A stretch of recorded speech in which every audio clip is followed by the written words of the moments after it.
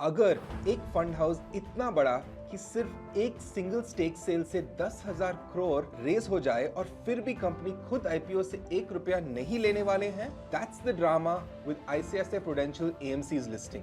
आज हम समझेंगे कि ये इन्वेस्टर्स के लिए इतना इंपॉर्टेंट क्यों है। आई एम जेफ कर्टिस और अगले 5 मिनट में we shall discuss the IPO structure, the numbers that matter, market क्या सोच रहा है and the retail investor takeaway which might matter to you.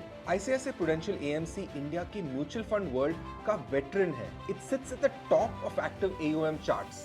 It runs hundreds of schemes और ICICI Bank plus Prudential PLC का joint venture है. RHP clearly दिखाता है कि ये business scale पर efficient है and the reporting operating profit as a steady share of the AUM. Now the headline straight from the RHP. ये IPO pure off off sale है। Prudential Corporation Holdings sale कर रहा है 4.89 crore shares, लगभग 9.9% paid up capital and company कोई fresh shares issue नहीं कर रही है। मतलब जो पैसे रेज होंगे वो पूरे के पूरे प्रूडेंशियल को जाएंगे, आईसीआईसीआई प्रूडेंशियल एएमसी को नहीं। ये एक लिक्विडिटी इवेंट है प्रूडेंशियल के लिए, कैपिटल रेज नहीं। Now the numbers time.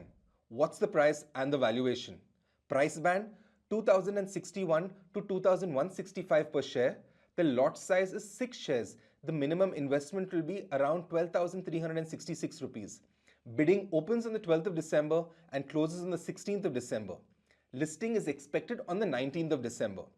The issue size is around 10,602 crores, implying a valuation of 1.07 lakh crores at the cap. पर कंपनी पैसे का क्या करेगी? Trick question. कुछ भी नहीं। ये 100% ओएफएस है। पैसा डायरेक्ट प्रूडेंशियल कॉर्पोरेशन होल्डिंग्स को जाएगा। कंपनी की balance sheet, growth plans, investments, IPO से जीरो चेंज। रिटेल के लिए क्रूशियल पॉइंट, आप यहां एक already running profitable machine buy कर रहे हो, नेक्स्ट एक्सपेंशन फंड नहीं। But how healthy is the machine?